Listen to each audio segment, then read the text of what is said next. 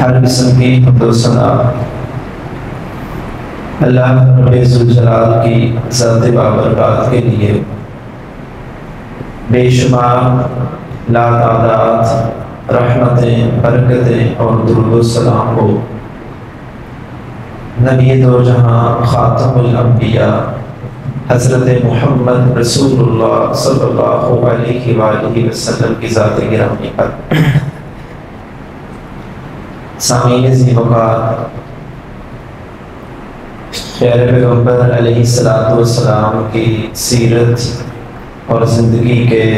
مختلف گوشوں کے حوالے سے ہماری گفتگو چل رہی ہے۔ آج کے اس گفتگو میں کوشش ہوگی کہ رسول اللہ صلی اللہ علیہ وآلہ وسلم کی اس دنیا سے آخری جو ایام تھے، رخصت کا جو وقت تھا، یا جسے ہم وفات رسول کے نام سے جانتے ہیں، اس حوالے سے بھی ایک آگہی ہو، اور آخری وقت کے آپ کے جو امت کے نام پیغامات ہیں یا وصیت کہہ لیں، جو آپ کی وصیتیں ہیں، وہ بھی ہمارے پیش نظر رہیں کہ آخر وقت کی کسی بھی انسان کی جو وصیت ہے وہ انتہائی اہمیت کی حامل ہوتی ہے۔ سب سے پہلی بات کہ اللہ تعالیٰ نے اپنی کتاب میں بطور عقیدہ اور اصول یہ بات ارشاد فرمائی کہ کل من علیہا فان ویبقی وجہ ربک ذو الجلال والاکرام، کہ اس کائنات میں، اس دنیا میں، اس زمین پر جہاں انسان بھی آباد ہے یا کوئی بھی جاندار آباد ہیں، اللہ فرماتے ہیں کہ ہر چیز نے ختم ہو جانا اور فنا ہو جانا۔ ہر چیز کو، ہر انسان کو کتنا بھی صاحب مرتبہ کیوں نہ ہو، اس کی وفات ہونی ہے۔ صرف ایک ذات باقی رہے گی جس کو اللہ تعالیٰ نے اپنی ذات قرار دیا کہ میرے علاوہ دنیا کی ہر چیز فنا ہوگی۔ اب اس میں اللہ کے نبی بھی شامل ہیں۔ اگر اللہ تعالیٰ نے اپنی کتاب میں ان کے بارے میں ارشاد فرمایا، حدیث میں موجود ہے، تو یہ کوئی ہم اللہ کے نبی کی شان نہیں بیان کر رہے ہوتے، یہ کوئی عقیدت کا اظہار نہیں ہوتا کہ ہم کہیں کہ انبیاء کو وفات نہیں ہو سکتی، ان کو موت نہیں آتی۔ ان کی وفات یا موت ان کی عزت یا شان کے منافی نہیں ہے۔ یہ تو اللہ کا اصول ہے، اس بات کا اظہار ہے کہ کوئی پیغمبر ہو، کوئی عام انسان ہو، ہر ایک اللہ کے حکم کے سامنے مجبور ہے۔ اللہ نے جس کو وفات یا موت دینی ہے وہ اللہ کا اٹل فیصلہ ہے، اس میں کسی کی توہین نہیں ہے۔ اللہ تعالیٰ نے قرآن پاک میں فرمایا انک میت وانہم میتون، کہ نبی صلی اللہ علیہ وسلم آپ نے بھی فوت ہونا ہے اور سارے لوگوں نے ہونا ہے، اور یہ وفات کوئی توہین کی بات نہیں ہے۔ اسی طرح اللہ تعالیٰ فرماتے ہیں وما جعلنا لبشر من قبلک الخلد، کہ نبی صلی اللہ علیہ وسلم آپ سے پہلے بھی کسی انسان کو ہم نے ہمیشگی نہیں دی۔ کوئی کائنات میں وہ نبی یا کوئی بھی ہو، پہلے کسی کو بھی ہم نے ہمیشہ باقی نہیں رکھا۔ آفَإِن مِتَّ فَهُمُ الْخَالِدُونَ، کہ آپ کو بھی جب موت آنی ہے تو انہوں نے ہمیشہ باقی رہنا ہے۔ یہ موت سب کے لیے ایک یکساں برابر ہے۔ حضور اکرم صلی اللہ علیہ وسلم کی جب وفات ہوئی تھی، اس موقع پر حضرت عمر رضی اللہ تعالیٰ عنہ جذبات میں تھے، انتہائی غصے کی حالت میں تھے۔ کہنے لگے کوئی بندہ یہ نہ کہے کہ رسول اللہ صلی اللہ علیہ وسلم وفات پا گئے، میں اس کی گردن اتار دوں گا۔ یہ آپ کے ساتھ ایک محبت بھی تھی، عقیدت بھی تھی، اور ان کے ذہن میں یہ بات تھی کہ شاید آپ صلی اللہ علیہ وسلم جو نبی ہیں، آخری نبی ہیں، خاتم الانبیاء، تو آپ نے ہمیشہ ہی باقی رہنا ہے۔ حضرت ابوبکر رضی اللہ تعالیٰ عنہ جب آئے تو انہوں نے بھی یہ بات سنی، تو انہوں نے ممبر پر کھڑے ہو کر انہیں کچھ نہیں کہا، ایک آیت مبارکہ پڑھی جو میں نے خطبہ کے آغاز میں پڑھی کہ اللہ تعالیٰ کا فرمان ہے وما محمد الا رسول، کہ حضرت محمد صلی اللہ علیہ وسلم وہ تو اللہ کے رسول ہیں۔ مطلب اللہ نے ان کا مقام بتایا، وہ اللہ کے بھیجے ہوئے پیغمبر ہیں، وہ خود اللہ یا رب نہیں ہیں۔ تو جو وہ اللہ کے رسول ہیں، آفَإِن مَاتَ أَوْ قُتِلَ، جب کبھی اللہ کے نبی فوت ہو جائیں گے یا آپ کی شہادت ہوگی، یا اسی معنی میں اللہ نے فرمایا یا خود فوت ہوں گے یا اللہ کی راہ میں اگر شہید ہو جائیں، انقلبتم علی اعقابکم، تو کیا لوگوں تم اللہ کا دین چھوڑ جاؤ گے؟ اگر نبی صلی اللہ علیہ وسلم فوت ہو گئے تو تم دین سے پھر جاؤ گے کہ نبی باقی نہیں رہے تو دین بھی ختم ہو گیا۔ چند صحابہ نے یہ سمجھا تھا، وہ سمجھنے لگے، اور کوئی نئے مسلمان ہونے والے لوگ بھی تھے، اگر اللہ کے نبی صلی اللہ علیہ وسلم نہیں ہیں تو دین بھی ختم، ہر چیز ہی ختم۔ تو انہوں نے جب یہ آیات پڑھی کہ لوگوں جب نبی صلی اللہ علیہ وسلم فوت ہو جائیں، شہید ہو جائیں، تو کیا تم دین سے پچھلے پاؤں پھر جاؤ گے؟ وَمَن يَنْقَلِبْ عَلَىٰ عَقِبَيْهِ فَلَن يَضُرَّ اللَّهَ شَيْئًا، اور اللہ فرماتے ہیں جو دین چھوڑ کر نکل جائے تو وہ اللہ کا کوئی نقصان نہیں کر سکتا۔ یہ آیات جب حضرت ابوبکر رضی اللہ تعالیٰ عنہ نے پڑھی تو حضرت عمر رضی اللہ تعالیٰ عنہ بھی اپنی جو تلوار لے کر کھڑے تھے وہ نیچے رکھی اور نیچے بیٹھ گئے یا گر گئے، اور وہ کہنے لگے مجھے شاید ایسے محسوس ہو رہا ہے کہ شاید یہ آیت مبارکہ میں نے پہلی دفعہ ہی سنی ہے، میرے ذہن میں یہ بات نہیں تھی کہ اللہ تعالیٰ نے اپنی کتاب میں یہ اعلان کیا ہے کہ انبیاء سمیت ہر کسی کی وفات ہونی ہے۔ تو حضرت ابوبکر رضی اللہ تعالیٰ عنہ کی اس آیت مبارکہ کی تلاوت کے بعد سارے صحابہ میں اس بات پر وہ یقین بھی آ گیا اور اس بات کو تسلیم کر لیا کہ اللہ کے ہم سامنے، یہ موت کے سامنے جو اللہ نے فیصلہ کیا ہر انسان کے لیے وہ مختص ہے اور طے شدہ ہے۔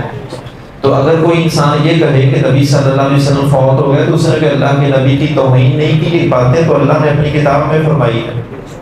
اور خود رسول اللہ صلی اللہ علیہ وسلم نے اپنی زبان سے کہا ہے۔ یہ ہم یا کوئی بھی بندہ کہنے والا ہو کہ دین میں اضافہ یا بدعت نہیں کر رہا، کہ اللہ کے نبی کی زبان سے نکلی باتیں بھی ہیں۔ آپ نے جب خطبہ حجۃ الوداع دیا، آخری حج تھا آپ کا، پہلا اور آخری ایک ہی حج آپ نے اپنی زندگی میں کیا حج فرض ہونے کے بعد، اور یہ آپ کی وفات سے کوئی 3.5 ماہ پہلے کی بات ہے۔ یعنی ربیع الاول میں اگر آپ کی وفات ہے تو ذی الحج میں یہ حج ہوا تھا، 3 ماہ پہلے کی بات ہے۔ وہاں پر آپ نے فرمایا کہ لوگوں مجھ سے اپنا دین سیکھ لو، حج کے احکام سیکھ لو، جو سوال کرنے وہ باتیں کر لو، جو بھی پوچھنا وہ بھی پوچھ لو، کیونکہ مجھے نہیں پتا کہ اگلے سال میں دوبارہ تمہارے سامنے اسی طرح مخاطب ہو سکوں گا، تم سے اسی طرح بات کر سکوں گا۔ مطلب آپ نے اشارہ کر دیا تھا کہ جو بھی بات دین کی پوچھنی ہے پوچھو، دوبارہ ہماری ملاقات نہیں ہوگی، آپ نے خود گویا اشارہ کر دیا۔ دوسری ایک روایت میں ہے آپ صلی اللہ علیہ وسلم نے صحابہ سے فرمایا کہ بھئی آپ ممبر پر آئے اور کھڑے ہو کر آپ نے خطبہ بھی دیا، صحابہ احد جو تھے، احد کے صحابہ اکرام جو شہید ہوئے ان پر آپ نے نماز جنازہ بھی پڑھا، آخری سال کی بات ہے۔ تو تب آپ نے صحابہ سے مخاطب ہو کر کہا، وہاں ایک بات یہ تھی کہ اب مطلب ہماری ملاقات وہ حوض کوثر پر ہوگی، مطلب آپ نے صحابہ سے یہ خطاب کر کے کہا، یعنی گویا اس بات کا اظہار آپ کر رہے ہیں کہ بھئی میں نے بھی فوت ہونا ہے، اس کے بعد آخری وقت ہوگا۔ حضرت معاذ بن جبل رضی اللہ تعالیٰ عنہ، ان کو آپ نے یمن کا گورنر بنا کے بھیجا، تو آپ ان کو جب رخصت کر رہے ہیں وہاں پر بھی رسول اللہ صلی اللہ علیہ وسلم کی زبان مبارک سے یہی الفاظ سے، تو آپ وہاں ان کو بھی کہہ رہے ہیں کہ شاید یہ ہماری مطلب تم دوبارہ واپس آؤ تو مجھے دیکھ نہ سکو، ہماری آخری ملاقات ہو۔ تو اسی طرح آپ نے ممبر پر بھی ایسے باتیں کہیں، صحابہ کرام کو الگ کسی کو مخاطب کر کے بھی کہا، خطبہ حجۃ الوداع کے موقع پر بھی کہا، اور خود حضرت عائشہ رضی اللہ تعالیٰ عنہ کی صحیح بخاری میں روایت ہے، انہوں نے بھی یہ لفظ کہے کہ وہ آخری موقع، وہ مرض الموت کے جس میں اللہ کے نبی کی وفات ہوئی، ان کے لفظ یہ ہیں کہ جس میں آپ کی وفات ہو گئی، اس موقع پر آپ صلی اللہ علیہ وسلم کہہ رہی کہ آپ میرے گھر میں تھے، آپ صلی اللہ علیہ وسلم کا سر میری گود میں تھا، آپ نے مسواک کا تقاضا کیا تو مسواک میں نے نرم کر کے آپ صلی اللہ علیہ وسلم کو دی، میرا لعاب اور اللہ کے نبی کا لعاب بھی آپس میں اس موقع پر مل گیا۔ آپ مرض الموت میں تھے، وہ کہتی کہ اس موقع پر میں آپ کو دم کرتی تھی، معوذتین پڑھ کر آپ کے جسم پر ہاتھ پھیر دیتی، اور بھی بہت ساری باتیں، اور لفظ ان کے یہ تھے کہ وہ موقع ہے جس میں آپ صلی اللہ علیہ وسلم کی وفات ہوئی۔ مطلب صحابہ اکرام آپ صلی اللہ علیہ وسلم اور اللہ کی کتاب میں جب یہ باتیں ہیں تو یہ کوئی نئی بات نہیں ہے، یہ اللہ کے نبی کی توہین نہیں ہے کہ کہے کہ آپ فوت ہو گئے، یہ تو اللہ تعالیٰ نے ہر انسان کی تقدیر میں لکھا ہی یہ ہے کہ جو دنیا میں ہے اس کی وفات بھی ہونی ہے، اور اگر کسی کی ذات باقی رہنی تو فقط اللہ کی ذات ہے، جو اس بات کا اظہار ہے کہ خالق فقط ایک ہے اور رب بھی فقط ایک ہے، معبود بھی ایک ہے جس نے ہمیشہ رہنے، ازل سے بھی وہی ہے، انتہا میں بھی وہی ہے، درمیان میں جو کچھ ہے وہ اللہ کی مخلوق ہے، اس نے کبھی نہ کبھی فنا ہونا ہی ہے، اور یہ اللہ تعالیٰ نے اپنے طور پر ہر انسان کے لیے، ہر پیغمبر کے لیے یہی کچھ لکھا ہے۔ اب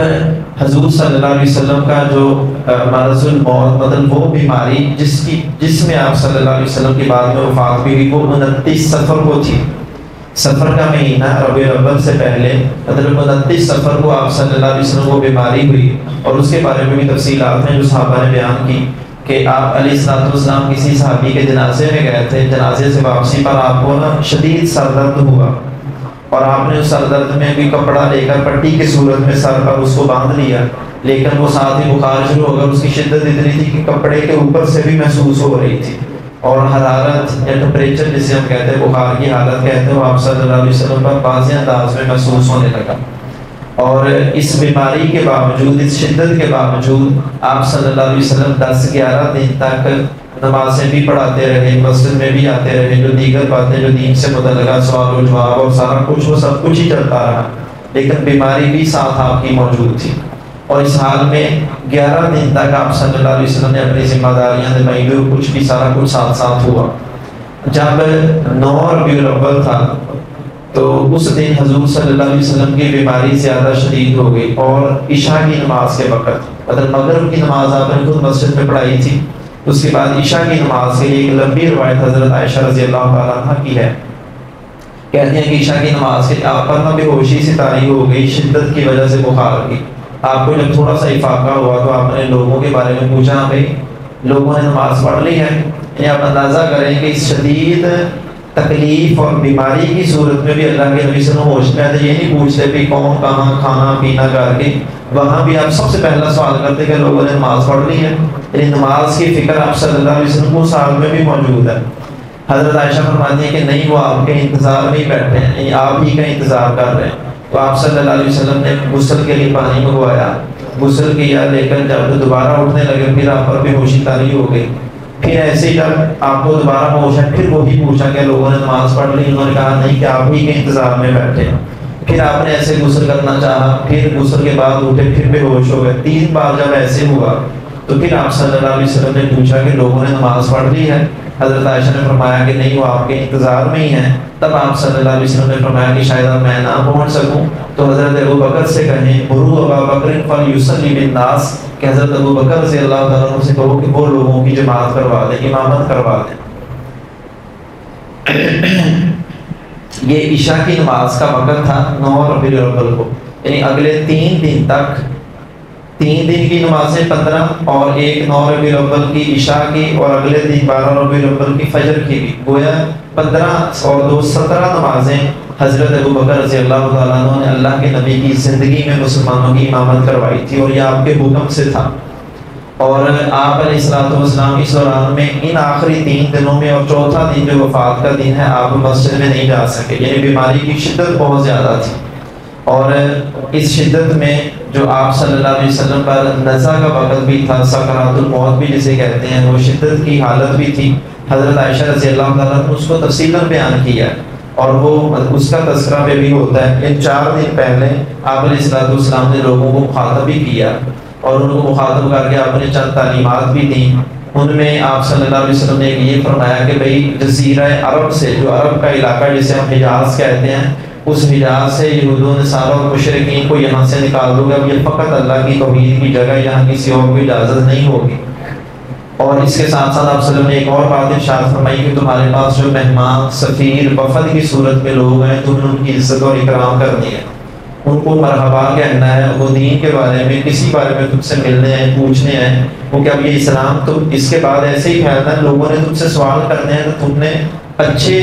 دل کے ساتھ اور اچھی نیت کے ساتھ اور خندہ پیشانی کے ساتھ ان کا سامنا کرنا ہے، اور ان کی عزت افزائی بھی کرنی ہے۔ پھر اسی طرح ایک دن دوبارہ آپ صلی اللہ علیہ وسلم نے ایسے مخاطب کیا، حضرت عائشہ کو کچھ کہا، دیگر حضرت فاطمہ رضی اللہ تعالیٰ عنہ آپ کے پاس آئیں۔ مطلب یہ روایات کئی ہیں جن میں مختلف موقعوں پر آپ نے مختلف لوگوں کو مختلف نصیحتیں بھی کی، وصیتیں بھی کی، کچھ کام بھی کہے۔ حضرت فاطمہ رضی اللہ تعالیٰ عنہ کا تو آخری دن کا واقعہ تھا، اس سے پہلے جب 4 دن پہلے آپ بے ہوشی کی حالت میں تھے تو آپ پوچھتے تھے جب ذرا ہوش آتا کہ میں کس کے گھر میں ہوں، اب کس کے گھر میں جانا ہے، مطلب اپنی بیویوں سے پوچھتے کہ اگلی باری کس کے ہاں ہے۔ تو آپ کی ازواج سمجھ گئی کہ آپ صلی اللہ علیہ وسلم حضرت عائشہ رضی اللہ تعالیٰ عنہ کے گھر میں ہی ٹھہرنا چاہتے ہیں۔ ان سب نے مل کر آپ صلی اللہ علیہ وسلم سے کہا کہ آپ جس گھر میں ٹھہرنا چاہیں آپ خوش دلی کے ساتھ رک سکتے ہیں۔ پھر آپ صلی اللہ علیہ وسلم حضرت عائشہ رضی اللہ تعالیٰ عنہ کے گھر میں ہی آ گئے۔ وہاں پر آپ علیہ السلام کو حضرت عائشہ کہتی ہیں کہ میں دم بھی کرتی، معوذتین آخری 2 سورتیں پڑھ کر آپ کے جسم پر ہاتھ بھی پھیر دیتی، پڑھنے کے بعد آپ کوئی چیز کا تقاضا کرتے وہ بھی ہوتا، مسواک آپ بیماری کی حالت میں بھی لگاتار طلب کرتے، حتیٰ کہ وہ حالت جس حالت میں جسے نزع کی حالت کہتے ہیں، اس حالت میں بھی رسول اللہ صلی اللہ علیہ وسلم نے مسواک طلب کی تھی۔ اسے آپ اندازہ کر سکتے ہیں کہ اللہ کے نبی کے ہاں نظافت، صفائی ستھرائی اور طہارت کتنی اہم چیز تھی۔ شدید بیماری کی حالت میں بھی آپ صلی اللہ علیہ وسلم غسل کو ترجیح دیتے تھے کہ وہ نظافت کی حالت تھی۔ تو یہ اسلام کے بنیادی احکام ہے کہ اسلام اصل طہارت کا دین ہے۔ جب آپ صلی اللہ علیہ وسلم نے آخری موقع پر مسواک طلب کی تو حضرت عائشہ کہتے ہیں مسواک کرتے کرتے وہ حالت موت کی تاری ہوئی تو آپ کا ہاتھ ایسے نیچے آ گیا۔ مطلب آخری وقت میں بھی رسول اللہ صلی اللہ علیہ وسلم کے ہاتھ میں مسواک تھی جس سے آپ اپنے منہ کو صاف کر رہے تھے۔ تو یہ اسلام کا بنیادی پیغام ہے طہارت۔ پھر اسی طرح آپ نے اس موقع پر کہا، آپ کو جب ذرا ہوش آتا تو آپ نے کئی موقع پر کہا الصلاۃ الصلاۃ وما ملکت ایمانکم، کہ لوگوں میں تمہیں نصیحت کر رہا ہوں، وصیت کر رہا ہوں، آخری پیغام دے رہا ہوں کہ تم نے نماز کی پابندی کرنی ہے، نماز کو لازمی اپنے اوپر واجب سمجھنا ہے، اور ساتھ آخری بات یہ کہ تم لوگوں نے اپنے جو ماتحت لوگ ہیں، غلام ہیں، کام کرنے والے ہیں، مزدور ہیں، ان کا تم نے خیال رکھنا ہے، ان کے ساتھ محبت اور شفقت کا سلوک کرنا ہے۔ یہ آپ صلی اللہ علیہ وسلم کی آخری تعلیمات ہیں کہ بے ہوشی کی حالت میں بھی آپ کو نماز کا خیال تھا، اور جو معاشرے کے کمزور طبقے، کمزور لوگ ہیں، ان کے ساتھ محبت اور شفقت کا آپ صلی اللہ علیہ وسلم درس دے رہے ہیں، اس موقع پر بھی آپ کو ان کا خیال ہے۔ اسی طرح حضرت فاطمہ رضی اللہ تعالیٰ عنہ جب آپ کے پاس آئیں، وہ آخری دن کی بات ہے، تب آپ صلی اللہ علیہ وسلم نے وہ آپ نے مشہور روایت سنی، ان کے کان میں سرگوشی کی، پہلے وہ روئی پھر وہ تھوڑا ہنسی۔ تو حضرت عائشہ کہتی ہے کہ میں نے ان سے پوچھا تو کہنے لگی کہ آپ صلی اللہ علیہ وسلم نے فرمایا کہ ابھی میری وفات کا وقت ہے، اور میں اس بات پر رونے لگی۔ ظاہری بات ہے وہ ایک باپ اور بیٹی کا رشتہ تھا، اور دوسری بات پر آپ صلی اللہ علیہ وسلم نے فرمایا کہ میرے بعد سب سے پہلے تم نے مجھ سے ملنا ہے، مطلب ان کی وفات کی بھی پیشین ہوئی گی۔ تو اس بات پر میں نے خوشی کا اظہار کیا کہ اللہ کے نبی کے ساتھ دوبارہ پھر ملاقات ہوگی۔ اور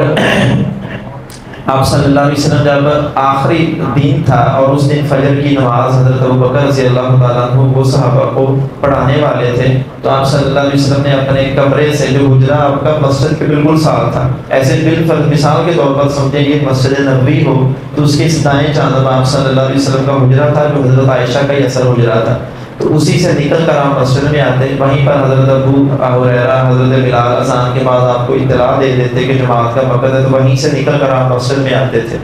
تو آپ نے وہاں سے صحابہ کرام کو دیکھا، تو صحابہ نماز مطلب جماعت کھڑی ہونے والی تھی، تو حضرت انس رضی اللہ تعالیٰ عنہ کی وہ روایت ہے،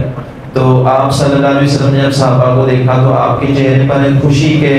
اثرات تھے، چمک رونق کے اثرات تھے، وہ گویا اسی بات کا اظہار تھا جو اللہ تعالیٰ نے ایک مثال بیان کی ہے آپ صلی اللہ علیہ وسلم اور آپ کے صحابہ کی سورۃ فتح میں۔ سورۃ فتح کی آیت ہے کہ اللہ تعالیٰ فرماتے ہیں یعجب الزراع، کہ یہ لفظ ہے کہ جو کھیتی کرنے والا ہے اس کو اپنی فصل جب نظر آتے وہ اس بات پر بڑا خوش ہوتا ہے۔ یہ اللہ نے ایک مثال دے کر سمجھایا صحابہ کی۔ وہ منظر بالکل ایسے ہی تھا کہ اللہ کے نبی نے 23 سال کے عرصے میں جو صحابہ پر ایک محنت کی، ان کو دین کی تعلیم سکھائی، ان کی خاطر آپ نے بھی، صحابہ نے بھی مشقتیں برداشت کی، جنگیں بھی لڑی گئیں، شہر بدر ہونا پڑا، ہجرتیں کرنی پڑی۔ اس کے بعد اب یہ آخری موقع تھا کہ اسلام کم از کم عرب کی حد تک پھیل چکا تھا، اور صحابہ کرام کی ایک مضبوط جماعت بن چکی تھی جنہوں نے تھوڑے ہی عرصے بعد اللہ کے نبی کے پوری دنیا کے ہر بر اعظم میں اسلام کو پھیلا دیا۔ اب جب صحابہ کو اس حال میں دیکھا تو یہ گویا وہی حالت ہے جو اللہ کہتے ہیں کہ کسان جب آپ کھیتی کو پکی ہوئی دیکھتا ہے تو اس بات پر خوش ہوتا ہے۔ رسول اللہ صلی اللہ علیہ وسلم نے جب صحابہ کو حال میں دیکھا تو آپ کے چہرے پر یہ خوشی کے آثار تھے، اور صحابہ کرام کہتے ہیں کہ ہم بھی آپ صلی اللہ علیہ وسلم کی گویا اس خوشی کے ساتھ ہم بھی خوش ہو گئے۔ تو یہ وہ کہتے ہیں کہ آخری آپ صلی اللہ علیہ وسلم کی زیارت تھی جو صحابہ کرام نے کی، اور آپ کی طرف سے بھی وہ آخری موقع تھا جب آپ نے اپنے صحابہ کو دیکھا۔ تو فجر کی جماعت پڑھا، اس کے بعد اسی دن میں آپ صلی اللہ علیہ وسلم کی وفات ہوئی۔ درمیان میں ایک موقع پر آپ مسجد میں اور آئے تھے اور وہاں پر آپ نے جماعت کروائی تھی، وہ اس سے ایک دن پہلے ظہر کا وقت تھا کہ آپ صلی اللہ علیہ وسلم حضرت علی رضی اللہ تعالیٰ عنہ، حضرت عباس رضی اللہ تعالیٰ عنہ دونوں کے قدموں کا سہارا لے کر مسجد میں آئے، اور مسجد میں اس وقت جماعت ہو رہی تھی، اس لیے کہ اللہ کے نبی نے حکم دے رکھا تھا کہ جو جماعت کا وقت ہو حضرت ابوبکر امامت کروا دیں۔ تو جب آپ مسجد میں پہنچے تو جماعت ہو رہی تھی، ظاہری بات ہے آپ نے تو سامنے سے آنا تھا، تو حضرت ابوبکر رضی اللہ تعالیٰ عنہ آپ کو دیکھ کر نا پیچھے ہٹنے لگے، تو آپ صلی اللہ علیہ وسلم نے ہاتھ کے اشارے سے روک دیا کہ تم اپنے مصلی امامت پر جہاں ہو وہیں کھڑے رہو۔ آپ ان کے ساتھ آ کر بیٹھ گئے۔ تو راوی کے الفاظ ہیں کہ حضور صلی اللہ علیہ وسلم کی نماز کی ابتدا حضرت ابوبکر کر رہے تھے، مطلب آپ پہلے جو بھی امامت گویا کروا رہے تھے ان کی ابتدا حضرت ابوبکر کر رہے تھے، اور حضرت ابوبکر رضی اللہ تعالیٰ عنہ کی ابتدا ہم کر رہے تھے۔ اور اس میں ایک بات کہ ایک مسئلہ یہ بھی معلوم ہوتا ہے کہ امام اگر کسی وجہ سے عذر میں، بیماری میں، معذوری میں بیٹھا ہو تو مقتدی اگر کھڑے ہوں تو یہ کوئی حرج کی بات نہیں ہے کہ امام بیٹھ بھی سکتا ہے، کسی عذر کی وجہ سے بیٹھ سکتا ہے۔ اور کچھ فقہا کے یہاں ایسا ہے کہ امام اگر معذور ہے، وہ بیٹھا ہے، تو مقتدی کھڑے ہو کر نماز نہیں پڑھ سکتے، جبکہ اللہ کے نبی کا یہ واقعہ تو ہر حدیث کی کتاب میں موجود ہوگا کہ آپ بیٹھے تھے اور مقتدی سارے کھڑے تھے، انہوں نے کھڑے ہو کر آپ صلی اللہ علیہ وسلم کی ابتدا کی۔ بہرحال یہ نماز کی اہمیت ہی کی بات تھی کہ اللہ کے نبی کو ذرہ برابر بھی یہ فاقہ ہوتا، تھوڑا ہوش کی حالت میں آتے، تو آپ کی کوشش یہی ہوتی کہ میں بھی مسجد میں پہنچ جاؤں۔ تو یہ آپ صلی اللہ علیہ وسلم آخری وقت تک مسلمانوں کا اہمیت بتلا رہے ہیں کہ نماز ہماری زندگی میں کتنی اہم ہے، اور وجہ یہ کہ یہ انسان کو اللہ سے جوڑ رہی ہے، اس کے ذریعے انسان اللہ کے سامنے اپنی بندگی کا اظہار کرتا ہے، وہ اللہ کے سامنے اس بات کا اظہار کر رہا ہے کہ وہ خالق اور مخلوق ہوں، وہ معبود ہے اور میں اس کا عبادت گزار ہوں۔ اور اللہ کے نبی علیہ السلام نے جب یہ سارا کچھ کیا تو ہمارے لیے تو اس سے بڑھ کر اس کی پابندی کی ضرورت ہے، کیونکہ ہمارے تو گناہ اور غلطیاں سارا کچھ سب کچھ موجود ہے۔ پھر آپ صلی اللہ علیہ وسلم کے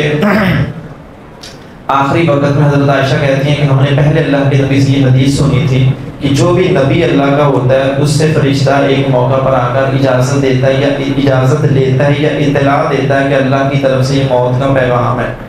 آپ صلی اللہ علیہ وسلم کے پاس بھی فرشتہ ایسے آیا، یہ روایات بھی ملتی ہیں، اور جب آپ سے پوچھا گیا تو آپ صلی اللہ علیہ وسلم نے فرمایا تھا کہ یہ مجھے پیغام اللہ کی طرف سے دینے آیا تھا، اگر آپ دنیا میں مزید زندہ رہنا چاہتے ہیں، زندگی گزارنا چاہتے ہیں تو اللہ کی طرف سے وہ بھی اجازت ہے،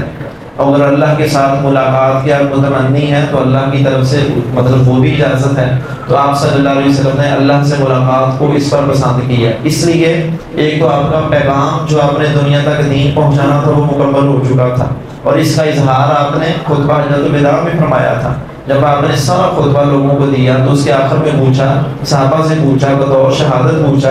حل بلغت رسالۃ ربی، کیا میں نے اللہ رب العزت کا جو پیغام تھا، جو اللہ نے میری ذمہ داری لگائی تھی، وہ پیغام میں نے تم تک پہنچا دیا؟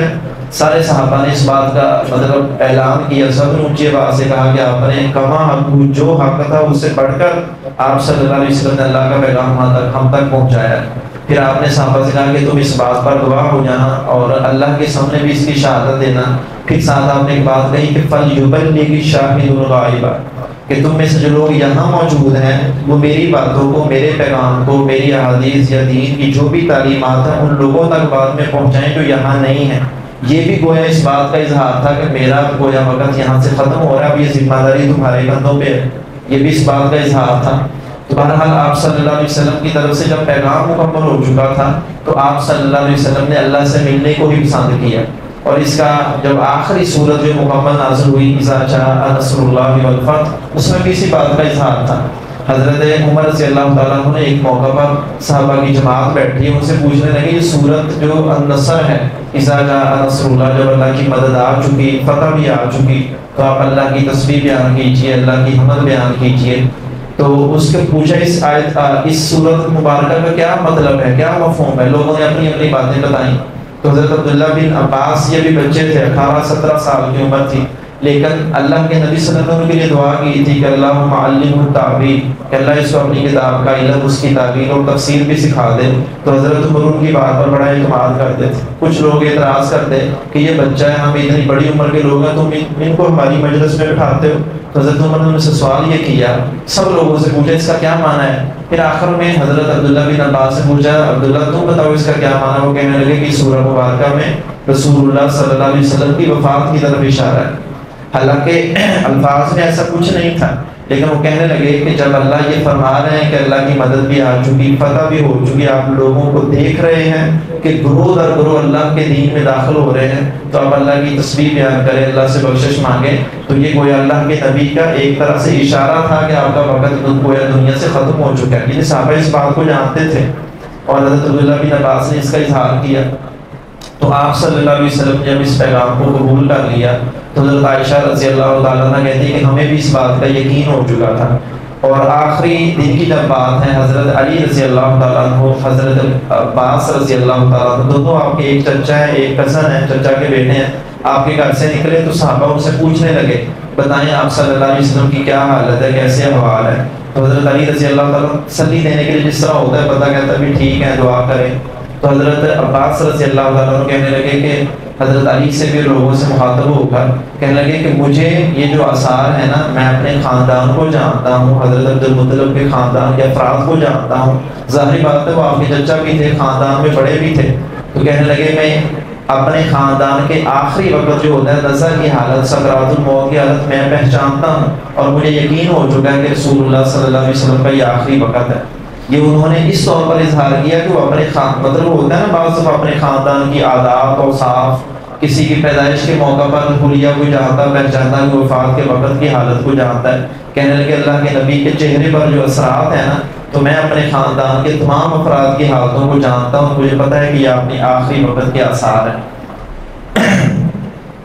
تو حضرت عائشہ رضی اللہ تعالیٰ عنہ اس آخری موقع کے بارے میں روایات بھی بیان کرتی ہیں، اور اس موقع کے آثار بھی، خاص طور پر وہ کہتے ہیں کہ آپ کو نزع کے وقت کی جو حالت تھی نا، جس قدر تکلیف تھی، آپ کبھی کپڑا اپنے سر کے اوپر لے لیتے، کبھی پھر سانس کا مسئلہ بنتا، شدت کے ساتھ تو کپڑا اتار دیتے، لیکن زبان سے دعائیہ کلمات ہوتے کہ اللہم اغفر لی وارحمنی وبالرفیق الاعلیٰ، کہ اللہ مجھے بخش دے، مجھ پر رحم فرما، مجھے رفاقت عطا فرما اپنی یا اپنے سے پہلے انبیاء کی۔ تو حضرت عائشہ فرماتی ہیں اس سے پہلے میں یہ سمجھتی تھی کہ جس بندے پر موت کی سختی آتی ہے نا، شاید وہ جتنا گناہگار ہوتا ہے اتنی سختی آتی ہے، اب ہمارے ہاں بھی یہی سمجھا جاتا ہے، لیکن کہتی جب اللہ کے نبی کی حالت یہ میں نے دیکھی تو میں نے اپنے دل سے یہ گمان ختم کر دیا۔ اگر نبی علیہ الصلوۃ والسلام پر اتنی مطلب شدت کی حالت ہو سکتی ہے تو وہ گناہ کی وجہ سے نہیں تھی، معاذ اللہ کے نبی کے ذمہ کون سا گناہ تھا؟ اس لیے ہمارے ہاں بھی سمجھا جاتا ہے فلاں آدمی کو بڑی موت کے وقت بڑی حالت ایسی، جتنے گناہ تھے ویسے ہی بندہ تھا، تو یہ بات نہیں ہوتی۔ حضرت عائشہ کہہ رہی ہیں کہ میں نے اس دن کے بعد یہ خیال کرنا چھوڑ دیا کہ کسی کے برا یا گناہ ہونے کی وجہ سے موت کی سختی نہیں آتی، یہ اللہ نے ہر انسان کے ساتھ ایسے ہی رکھا ہے، وہ چاہے اللہ کا نبی ہے یا اور ہے، تو اللہ تعالیٰ نے یعنی موت کی ایک تکلیف تو ہوتی ہے لازمی طور پر ہے، لیکن اللہ یہ ضرور کرتے ہیں کہ اپنے نیک بندے جو ہیں ان پر یہ سختی کم کرتے ہیں۔ اس طرح ایک حدیث مبارکہ ہے کہ ایک نیک انسان کی روح ایسے قبض ہوتی ہے جیسے آسانی کے ساتھ کوئی چیز ہے وہ اٹھا لی، اور ایک بدبخت برا انسان اس کی روح ایسے قبض ہوتی ہے جیسے کانٹوں کے اوپر کپڑا اور کپڑے کو کھینچا جائے تو کپڑا جیسے تار تار ہو جاتا ہے، اس کی روح کے ساتھ یہی حالت ہوتی ہے، لیکن وہ حالت ہم نہیں جان سکتے، اس کو وہی جانتا ہے جس پر وہ داری ہے، لیکن وہ حالتیں اللہ تعالیٰ انسانوں کے اعمال کے مطابق بندے کے ساتھ کرتا ہے جو ہمارے جاننے کی نہیں ہے۔ لیکن موت کی تکلیف یہ اللہ کے نبی پر بھی ایسے ہی آئی تھی، تمام انسانوں کے ساتھ ایسے۔ حضرت عائشہ کی روایت دیگر صحابہ کی ہیں اور صحیح بخاری اور دیگر کتابوں میں موجود ہیں۔ تو آپ صلی اللہ علیہ وسلم کی وفات کے وقت میں پھر صحابہ کرام نے مطلب پہلے جیسے میں نے بیان کیا، کچھ لوگوں نے تو اس کو تسلیم ہی نہیں کیا کہ یہ کیسے آپ صلی اللہ علیہ وسلم فوت ہو سکتے ہیں جبکہ آپ اللہ کے نبی ہیں۔ تو حضرت ابو بکر رضی اللہ تعالیٰ عنہ جب یہ آیات پڑھی جہاں نبی علیہ السلام کی وفات کا تذکرہ تھا تو سب نے تسلیم کر لیا۔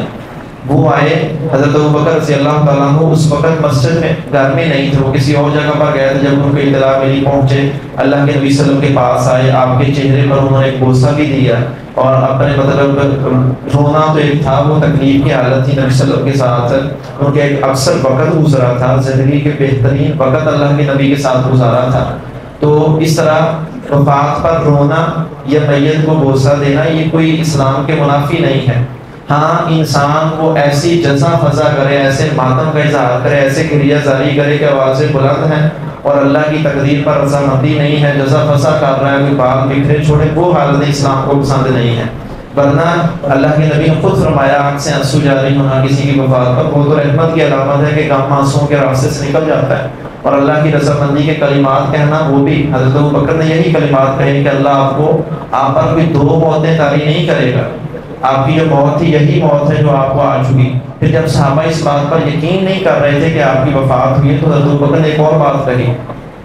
فَمَن يَعْبُدُ اللَّهَ مِنكُم مُحَمَّدًا صلی اللہ علیہ وسلم فَأَنَّهُ قَدْ مَاتَ کہ تم میں سے جو بندہ حضرت محمد صلی اللہ علیہ وسلم کی عبادت کرتا تھا وہ جان لے کہ آپ صلی اللہ علیہ وسلم فوت ہو چکے، لیکن جو بندہ اللہ کی عبادت کرتا تھا اسے یہ جان لینا چاہیے کہ اللہ ہمیشہ زندہ ہے اور ہمیشہ زندہ رہے گا۔ یہ انہوں نے ایک عقیدے کی بات تھی جو مسلمانوں کا عقیدہ واضح کیا کہ ہم عبادت کسی چاہے وہ اللہ کے نبی کیوں نہ ہم نبی کی عبادت نہیں کرتے، ہماری عبادت اصل اللہ کی ہے۔ نبی علیہ السلام سے ہم طریقہ سیکھتے ہیں، سنت سیکھتے ہیں، آپ کی تعلیمات لیتے ہیں۔ یہ ان کے سنہری کلمات ہیں جو آپ نے آخری وقت میں کہے جب یہ بات سنی تو سارے صحابہ نے حضرت ابوبکر کی بات پر یقین کیا اور ان کے دل میں جو تھا وہ صبر کے ساتھ انہوں نے آپ کی بات کو تسلیم کر لیا۔ آپ علیہ السلام کی وفات کے بعد آپ کی تدفین کے مراحل اور جنازہ آپ کا باقاعدہ ایسے نہیں ہوا جیسے عام انسانوں کا ہوتا ہے۔ ظاہری بات ہے آپ علیہ السلام کی مغفرت کی دعا کس نے کرنی تھی؟ آپ کی مغفرت کا تو اعلان ہی اللہ نے پہلے کیا، نہ کسی صحابی میں یہ جرت تھی کہ وہ اللہ کے نبی کی خاطر بھی دعا کرے کہ اللہ آپ کے گناہ معاف کر دے۔ اس لیے یہ ہوتا تھا کہ 2 4 یا 10 صحابہ اپنے ٹولیوں میں آپ صلی اللہ علیہ وسلم کے جہاں آپ کا جنازہ تھا وہاں پر پہنچتے یا جو بھی زیارت کرنی وہ کرتے یا جو بھی کلمات دعائیہ کہتے، لیکن باقاعدہ جنازہ نہیں ہوا۔ اور آپ صلی اللہ علیہ وسلم کی تدفین حضرت فضل بن عباس جو حضرت عباس کے بیٹے تھے، خود حضرت عباس رضی اللہ تعالیٰ عنہ، حضرت علی رضی اللہ تعالیٰ عنہ اور ایک آپ کے خادم تھے، ان چاروں نے آپ کو تدفین کی مطلب آپ کو قبر میں اتارا، اور یہ خاندان کے قریبی تھے۔ اور ظاہری بات ہے سنت بھی یہی ہے کہ قریبیوں کا ہی حق ہوتا ہے۔ اور آپ علیہ السلام کے یہ تدفین وغیرہ بھی ہوگی، جنازے کا آپ کو بتا دیا، اس کے بارے میں جو بعد میں بہت سارے صحابہ نے کچھ مرثیے کہے، آپ کے بارے میں باتیں کہیں، تو صحابہ کرام ان سے ملتے بھی حضرت ام ایمن کے پاس گئے جو آپ کی رضائی والدہ تھی، جنہوں نے آپ کو دودھ پلایا تھا، آپ کی خادمہ بھی تھی، تو ان کے پاس گئے تو وہ اس موقع پر رو رہی تھی۔ حضرت ابوبکر تھے، حضرت عمر تھے، تو ان سے وجہ پوچھی، وہ کہنے لگی مجھے اس بات پر رونا نہیں ہے کہ آپ صلی اللہ علیہ وسلم کی وفات ہوگی، وہ تو اللہ کی طرف سے جو مقدر ہے ویسے ہی ہونا ہے، میرا رونا اس بات پر ہے کہ آپ صلی اللہ علیہ وسلم کے ساتھ جو نبوت اور وحی کا سلسلہ تھا وہ بھی ساتھ بند ہو چکا ہے۔ مطلب پہلے ہمارے کوئی مسائل ہوتے، ہمارے سوالات ہوتے، جو بھی بات ہوتی اللہ کی طرف سے وحی نازل ہوتی وہ حل ہوتا، اب وہ وحی کا سلسلہ بھی ساتھ بند ہو چکا ہے۔ حضرت عائشہ رضی اللہ تعالیٰ عنہ کی طرف سے بھی ایسے کلمات تھے، صحابہ جو انصاری صحابہ تھے ان کے بارے میں ایسے کہتے ہیں کہ مدینہ میں وہ اپنے اشعار کہہ کر اس بات کا اظہار کر رہے تھے کہ جب آپ مدینہ میں آئے تو اس وقت آپ صلی اللہ علیہ وسلم کے آنے سے ایسا تھا گویا مدینہ کی ہر چیز روشن ہو گئی، جب آپ ہجرت کر کے مدینہ میں پہنچے تھے۔ اور آپ صلی اللہ علیہ وسلم کی وفات کے بعد وہ کہتے ہیں کہ ایسے کہ گویا دوبارہ ایسے تاریکی چھا گئی، اندھیرا ہو گیا۔ اور کچھ صحابہ کہتے ہیں کہ آپ کی ذات کی اپنی ایک برکت تھی کہ جب تک آپ مدینہ میں تھے، ہم جب آپ کے پاس آتے، کوئی سوال کرتے، مسجد میں پہنچتے، آپ کے ساتھ نماز پڑھتے، آپ سے قرآن سنتے، آپ کی بات سنتے، تو ہمارے دلوں کی حالت بدلی رہتی تھی کہ ہمارے دل اسلام کی طرف مائل رہتے، اللہ کے نبی کی محبت میں، اللہ سے ملنے کی تمنا میں، آخرت میں۔ جیسے ہی کہتے ہم نے آپ کو دفن کیا، اس کے بعد ہم نے ایسے محسوس کیا کہ گویا ہمارے دلوں کی حالت ہی بدل چکی ہے۔ یہ گویا آپ صلی اللہ علیہ وسلم کی ذات کی بھی ایک برکت اور خیر تھی کہ آپ کا صرف ہونا ہی لوگوں کے لیے ہدایت کا باعث تھا۔